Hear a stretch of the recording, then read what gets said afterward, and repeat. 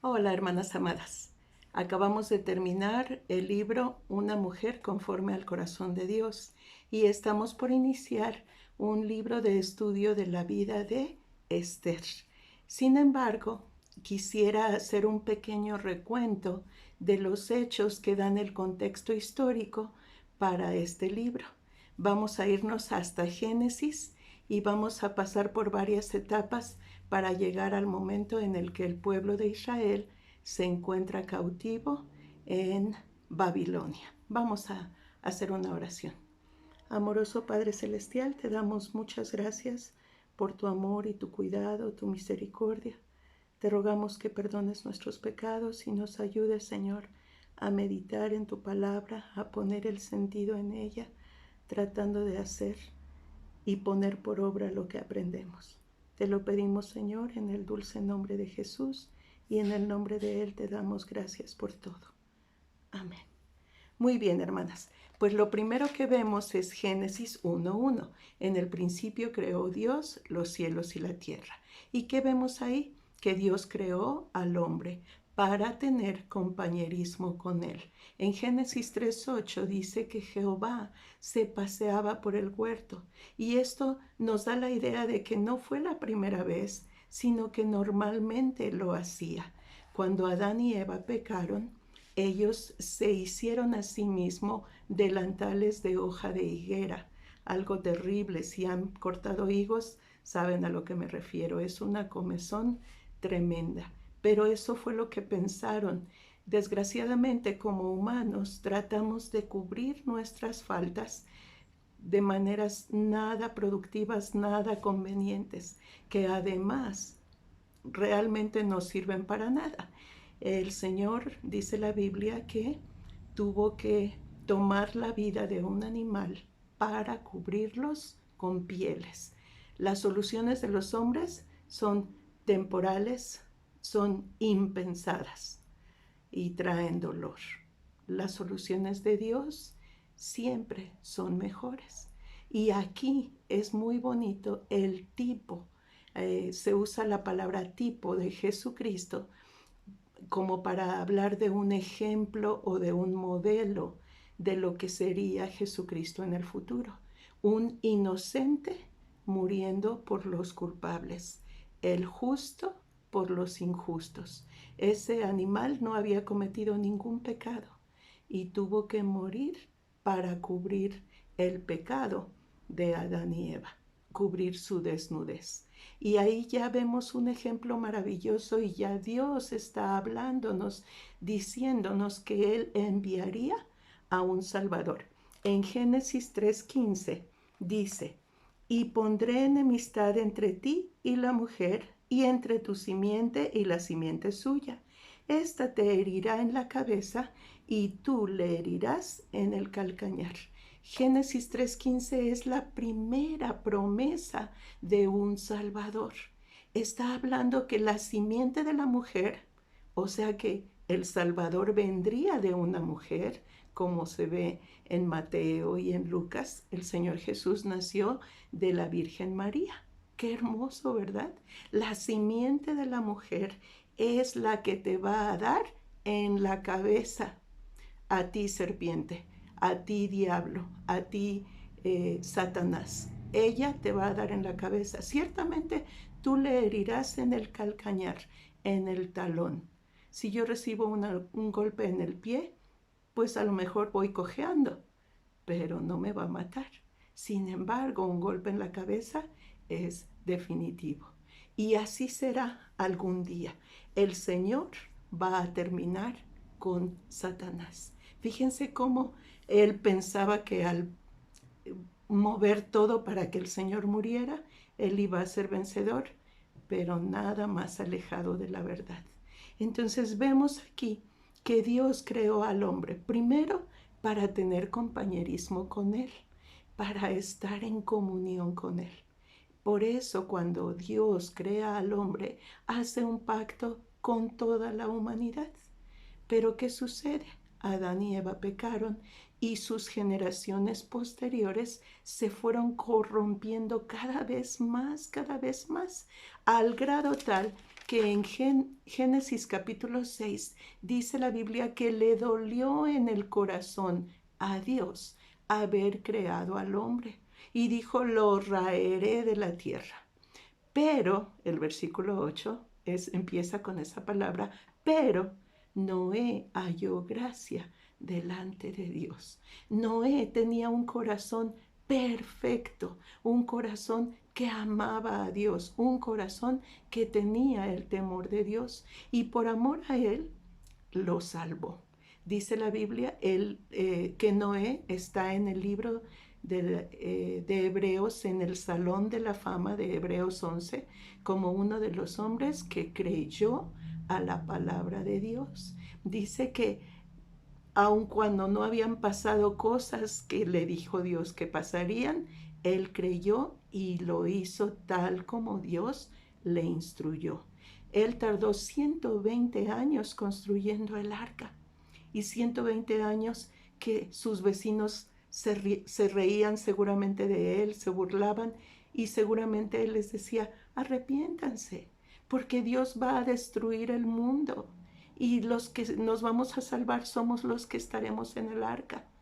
Pero evidentemente nadie creyó y así acabó Dios con esas generaciones corrompidas, llenas de maldad. Pero ¿qué pasó después? Hizo un pacto con Noé. Noé fue fiel a Dios, pero sus generaciones se volvieron a alejar. Y aquí vemos, hermanas, que cuando hace el pacto con Noé, lo hace con toda la humanidad, con todo el mundo. No había otra persona más que él, sus hijos y las esposas de los cuatro. Entonces, ¿a quién más? Era para toda la humanidad. Pero ¿qué pasa?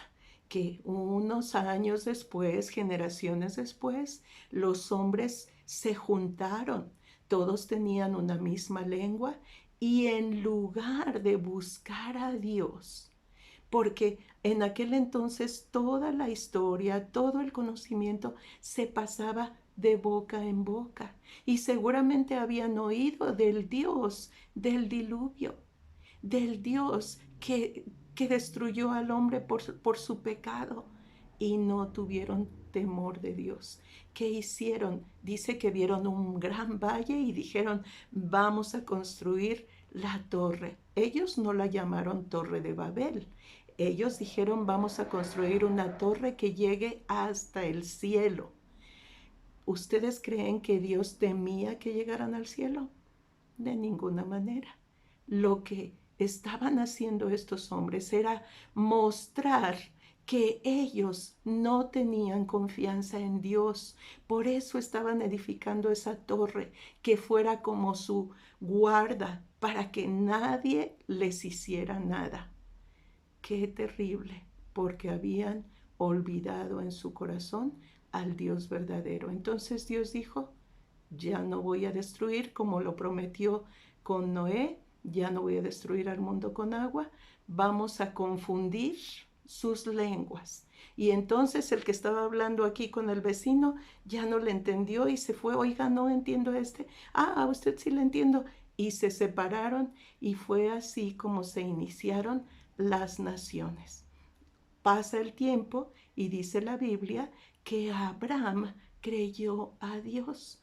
Dios escogió a Abraham en el capítulo 12 y el capítulo 12 de Génesis es un capítulo muy bonito porque habla de un hombre que le cree a Dios. Dice la Biblia, pero Jehová había dicho a Abraham, vete de tu tierra y de tu parentela y de la casa de tu padre a la tierra que yo te mostraré. Y luego dice que salió sin saber a dónde iba, sin saber a dónde iba.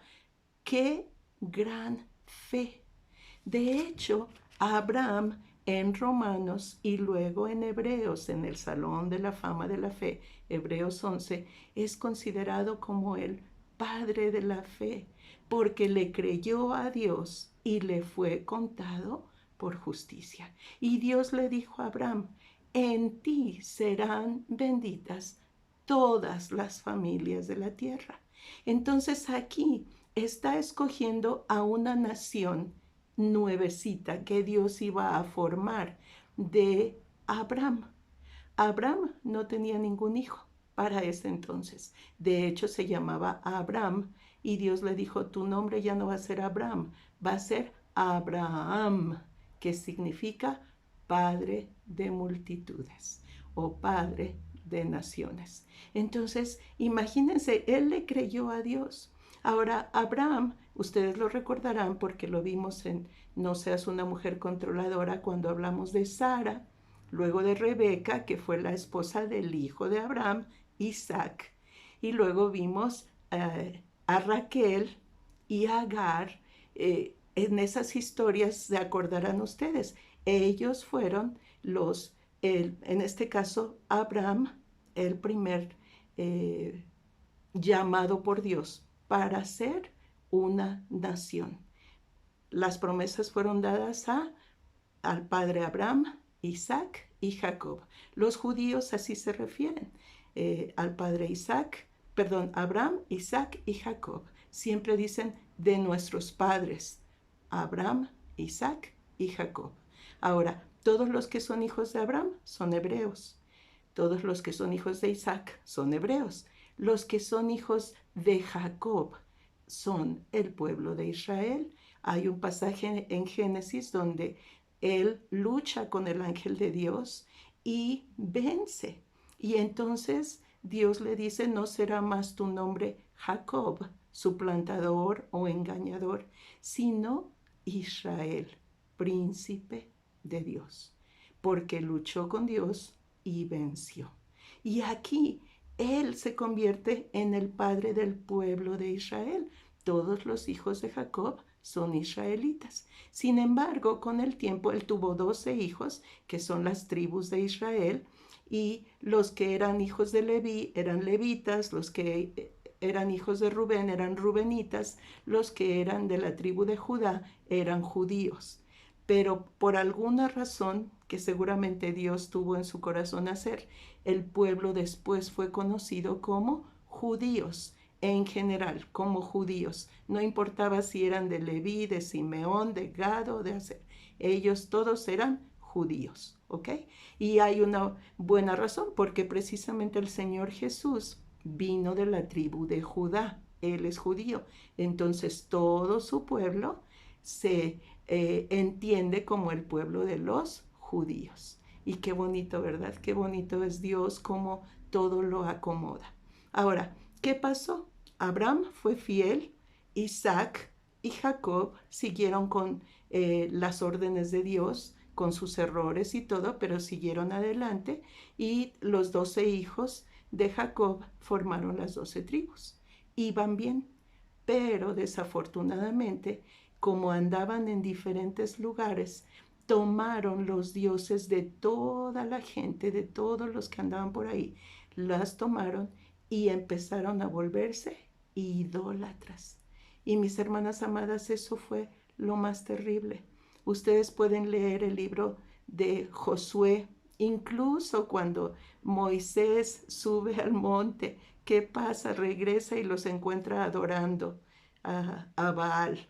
Después en Josué termina el libro y dice, escójanse a quién van a servir, si a los dioses donde hemos estado, pero yo y mi casa serviremos a Jehová. Y el pueblo dijo, nosotros también, pero no fue así. Sigue el libro de Jueces y era una tras otra, tras otra, tras otra, que caían en pecado, adoraban a los dioses, Dios los castigaba, se arrepentían y otra vez volvían a caer, y así se la llevaron.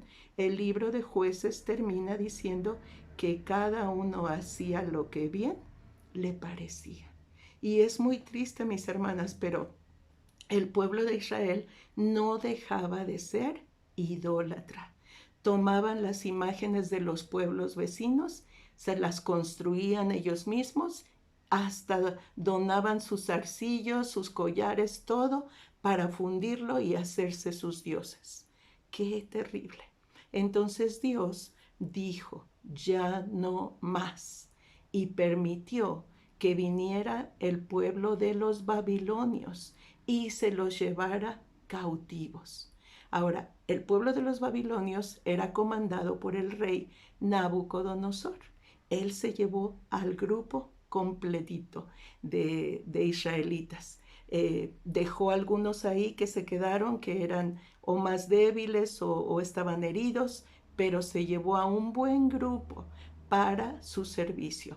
Y de ese grupo escogió a lo mejor Daniel, junto con sus amigos, fueron escogidos para ser incluso gobernadores de diferentes provincias de Babilonia. Recordemos en la historia mundial que Babilonia fue el primer gobierno con ese interés de ser mundial, el primer reino con la idea de extenderse y ser mundial.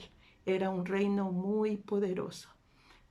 Daniel profetizó para el Nabucodonosor y trabajó para Nabucodonosor. En el periodo de los 70 años que estuvieron en cautiverio, Daniel estuvo con varios reyes porque eventualmente Dios permitió que Babilonia fuera derrotada por los medo-persas. Y los medo-persas tuvieron varios reyes a quienes Daniel todavía alcanzó a servir. Pero cuando ya se van acabando los 70 años que han ido corriendo en este tiempo, no sabemos más o menos en qué año habrá sido que Daniel murió, pero el rey Asuero es movido a misericordia y les dice, regrésense a su país. Yo sé que ustedes no son de aquí, váyanse y regrésense. Y muchos se regresaron. Entre ellos iban Esdras y Nehemías, que si leemos esos dos libros nos va a hacer mucho sentido lo que estaba pasando. El pueblo estaba esclavizado acá o como en servidumbre para los babilonios y luego para los medopersas, pero ahora tenía la oportunidad de regresar. Ahora, una cosa sí les digo, que bendito sea Dios, debido al cautiverio, finalmente el pueblo de Israel aprendió. Jamás volvieron a ser idólatras. Ellos entregaron su corazón a Dios y ya no fueron idólatras. Jamás volvieron a esa vida.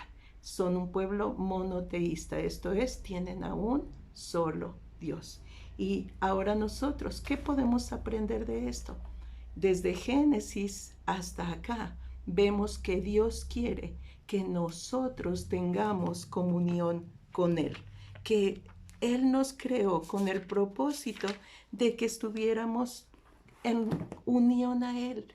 Dice el Señor Jesús, separados de mí, nada podéis hacer. Y quiero terminar con este pasaje que está en el Salmo 67. Dice, Dios tenga misericordia de nosotros y nos bendiga, haga resplandecer su rostro sobre nosotros, para que sea conocido en la tierra tu camino, en todas las naciones tu salvación. Te alaben los pueblos, oh Dios, todos los pueblos te alaben. El propósito que Dios tenía al escoger al pueblo de Israel era que ellos dieran a conocer la gloria de Dios y que todos los pueblos alaben a Dios. Ahora nosotros como iglesia somos el pueblo escogido. ¿Cuál es nuestro trabajo? Una, estar unidos a la vid. Separados de mí, nada podéis hacer. Dos, que todos los pueblos le alaben. Aprovechemos todas las oportunidades que tenemos para predicar a Jesucristo.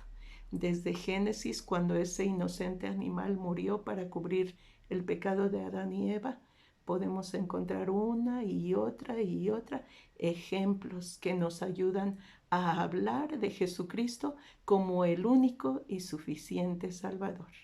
Que Dios bendiga su palabra, mis hermanas. Nos vemos pronto.